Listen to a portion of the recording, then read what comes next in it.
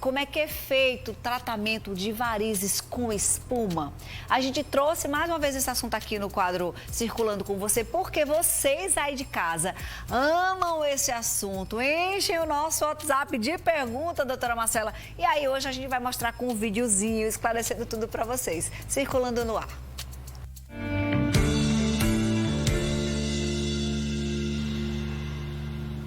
A doutora Marcela Gomes já está aqui com a gente, como acontece toda sexta-feira, angiologista, queridíssima. Vamos começar com a pergunta clássica. O que é essa espuma? É uma espuma mesmo, doutora? Boa tarde. Boa tarde, Fernandinha. Então, vamos falar novamente da espuma, atendendo a inúmeros pedidos, como a Fernandinha está falando. Então, a espuma nada mais é do que a mistura de um líquido chamado polidocanol, que é um esclerosante já bem famoso, com ar, em que a gente vai misturar nessas duas seringas, junto com uma torneirinha e fazer esses movimentos, misturando o ar com o líquido, e ele vai adquirir uma consistência mais como em forma de mousse. E essa consistência, assim, bem mais como mousse e não como tão líquido, vai fazer com que assim que ele entre dentro da veia, ele tenha um poder, por ser mais denso, de empurrar toda a coluna de sangue, e isso faz com que ela passe mais tempo em contato com a camada mais íntima, mais interna do vaso. Então, ela vai ter um efeito muito maior, porque ela vai passar mais tempo em contato com aquele vaso. Esse preparo é feito na hora da aplicação, doutora? Sim, é feito na hora. A gente punciona a veia, depois que a gente punciona, a gente faz a espuminha e aí injeta.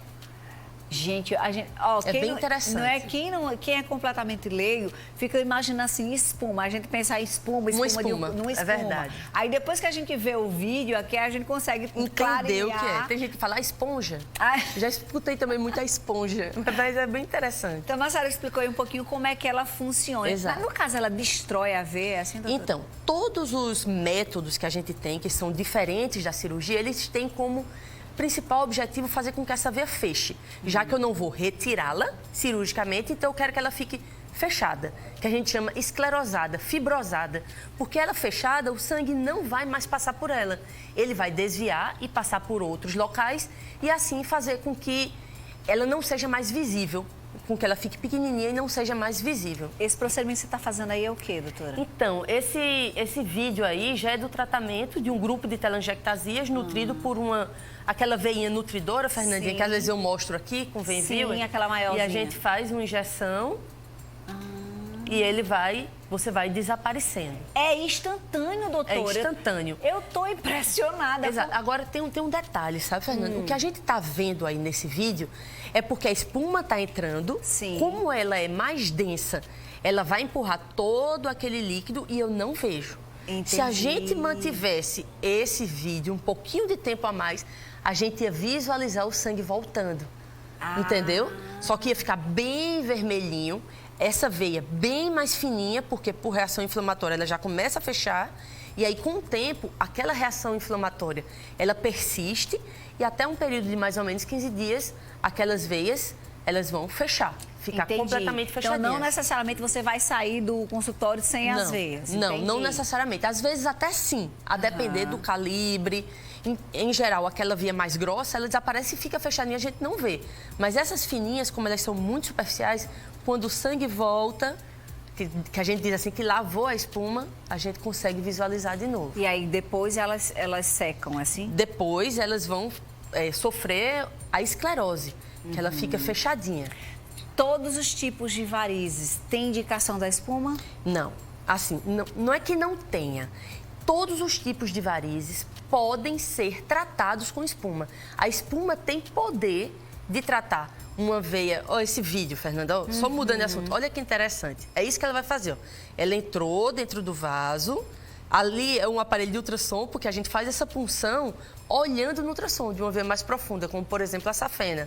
E aí ela vai fechar. Ela vai diminuir. É muito interessante. É muito legal.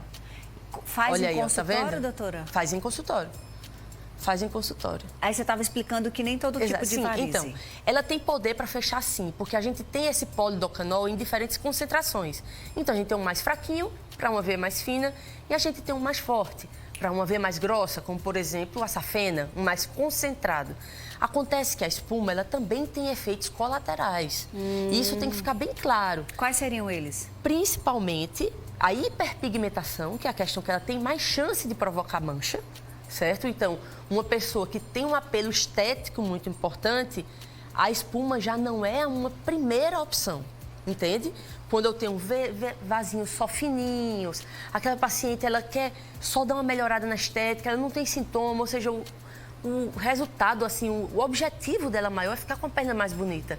Então, nesse tipo de paciente, não é que eu não posso usar espuma, eu até posso, mas eu tenho que segurar mais a mão, entende? Eu tenho que fazer mais localizado, se for realmente necessário, ou se for possível, eu devo até usar outras técnicas, como, por exemplo, laser, ou escleroterapia simples, convencional, que não é em forma de espuma, ou seja, vai fazer com que aquela reação inflamatória não seja tão grande, porque é a inflamação que faz com que a pele manche, entende?